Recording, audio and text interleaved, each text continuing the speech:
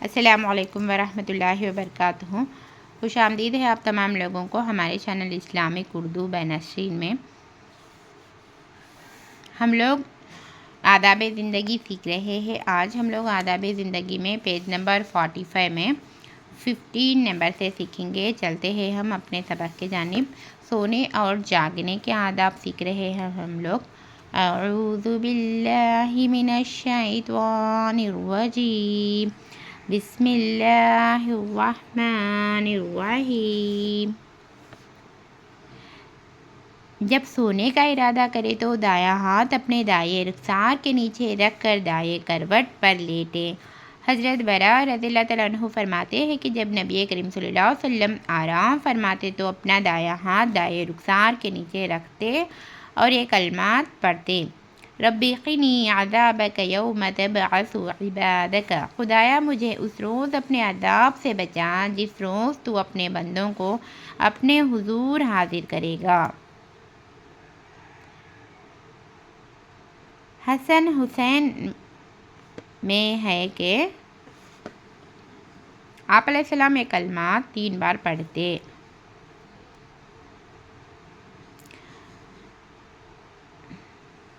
پیٹ لیٹنے اور بائیں کروٹ پر سونے سے پرہیز کیجیے، یعنی پیٹ کے بل لیٹنے سے اور بائیں کروٹ پر سونے سے پرہیز کیجیے۔ حضرت معیش رضی اللہ تعالیٰ عنہ کے والدہ طفقۃ الغفاری رضی اللہ تعالیٰ عنہ فرماتے ہیں کہ میں مسجد میں پیٹ کے بل لیٹا ہوا تھا کہ کسی صاحب نے مجھے اپنا پاؤں سے ہلایا اور کہا، اس طرح لیٹنے کو خدا ناپسند فرماتا ہے۔ اب جو میں نے دیکھا تو وہ نبی کریم صلی اللہ علیہ وسلم تھے۔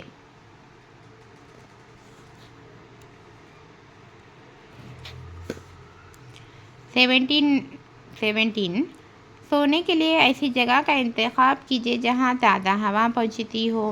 ایسے بند کمروں میں سونے سے پرہیز کیجیے جہاں تازہ ہوا کا گزر نہ ہوتا ہو۔ اب 18 سیکھیں گے، منہ لپیٹ کر نہ سوئیے۔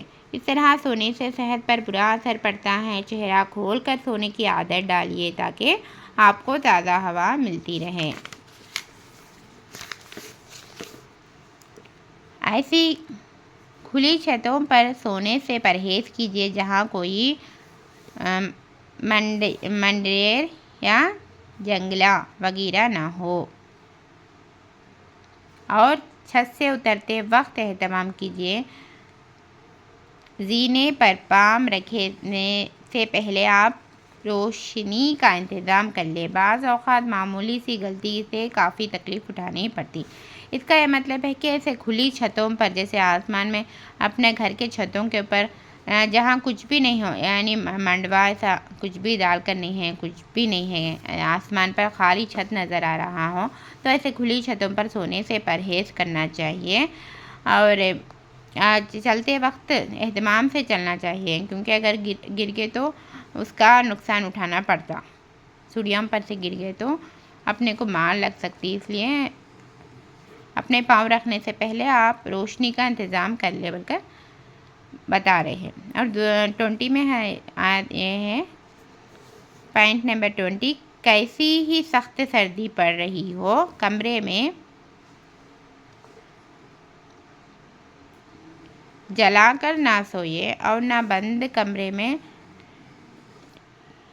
لائٹ جلا کر سوئیے۔ یعنی کیسی ہی سردی، سخت سردی کیوں نہ ہو، اور جلا کر، یعنی کسی چیز کو جلا کر رکھنا نہ رکھ کر اپنے کو سونا نہیں چاہیے، کیونکہ جل کر اپنے کسی بھی چیز جل سکتی، اس لیے ایسا جلا کر نہ سوئیے بول کر بولتے ہیں۔ اور نہ بند کمرے میں لائٹ جلا کر سوئیے۔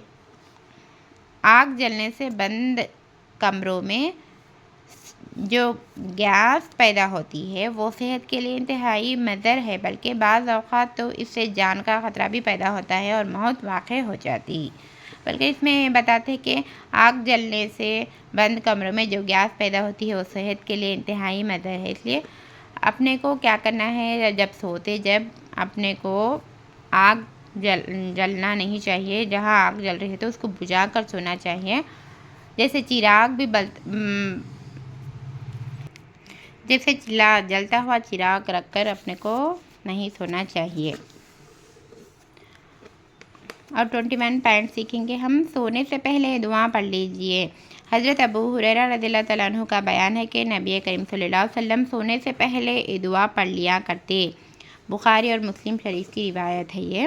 بسمک ربی وضعت جنبی وبک ارفعہ ان امسکت نفسی فارحمها وَإِنْ أَرْسَلْتَهَا فَحْفَظْهَا بِمَا تَحْفَظُ بِهِ عِبَادَكَ الصَّالِحِينَ۔ اے میرے رب، تیرے ہی نام سے میں نے اپنا پہلو بستر پر رکھا اور تیرے سہارے میں اس کو بستر سے اٹھاؤں گا۔ اگر تو رات ہی میں میری جان قبض کر لے تو اس پر رحم فرما، اور اگر تو اسے چھوڑ کر مزید مہلت دے تو اس کی حفاظت فرما، جس طرح تو اپنے نیک بندوں کی حفاظت کرتا ہے۔ اس دعا کو پڑھ کر سونا چاہیے۔ اگر یہ دعا نہ آئے تو محض مختصر کی دعا یہ بھی پڑھ سکتے ہیں، اللہم بسمک اموت و احیا بول کرے۔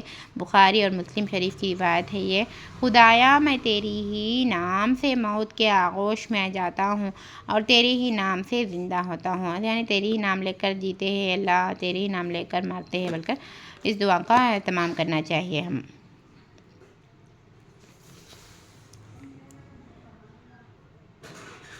اور 22 پوائنٹ یہ ہے، رات کے آخری حصے میں اٹھنے کی عادت ڈالیے۔ نفس کی تربیت اور خدا سے تعلق پیدا کرنے کے لیے آخری شب میں اٹھنا اور خدا کو یاد کرنا ضروری ہے۔ خدا نے اپنے محبوب بندوں کی یہی امتیازی خوبی بیان فرمائی کہ راتوں کو اٹھ کر خدا کے حضور رکوع اور سجدہ کرتے ہیں اور اپنے گناہوں کی معافی مانگتے ہیں۔ نبی کریم صلی اللہ علیہ وسلم کا معمول تھا کہ آپ اول رات میں آرام فرماتے اور آخر شب میں اٹھ کر خدا کی عبادت میں مشغول ہو جاتے۔ رسول صلی اللہ علیہ وسلم کیسا کرتے، پہلے جو رات کا پہلے میں تھوڑا سو جاتے، پھر آخری حصے میں اٹھ کر اللہ کی عبادت کرتے، اور یہ اللہ کے نیک بندوں کی یہی امتیازی خوبی ہے بول کر بول رہے۔